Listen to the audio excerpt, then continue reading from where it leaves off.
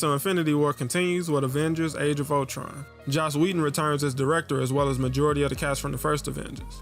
The Avengers have been working to stop Hydra from using Loki's scepter to create weapons, and in doing so they come across the Maximoff twins who use their powers to implant ideas in the mind of Tony, which leads to the creation of Ultron, who wants nothing more than to crush Tony Stark along with the rest of the world.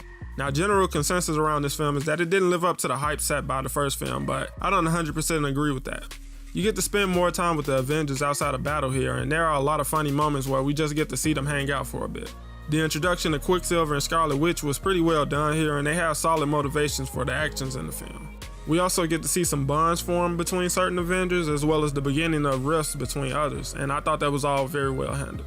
War Machine makes his debut as an Avenger here, and it's small, but it was still good to see him there because the more the merrier, right? James Spader as Ultron was an excellent casting decision because his voice fits him perfectly. He was surprisingly funny, and when you factor in Tony Stark created him, it makes plenty of sense. He does have drawbacks to his portrayal, but I'll touch on those in a sec. Vision makes his debut here as well, and he was very interesting and compelling on screen, and he kinda steals the show for the scenes he's in. The fight between Hulk and the Hulkbuster was pretty much the best action scene in the film, but I just wish to have more of a serious tone to it, but for what we get, it's still very entertaining. The biggest drawback for the film is Ultron's portrayal in the trailers versus what you get in the films. The trailer painted a much darker picture than what we actually get, and that was a bit of a letdown.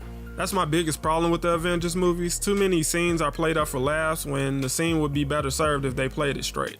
Also, Ultron's big plan was super convoluted and unnecessary, and whoever came up with that should have a city dropped on them. Overall, I had fun with this one, and in some ways I liked it better than the Avengers, and I appreciated that it does feel as if there were actual consequences here. I'm going to give the Avengers Age of Ultron a 7.8 out of 10.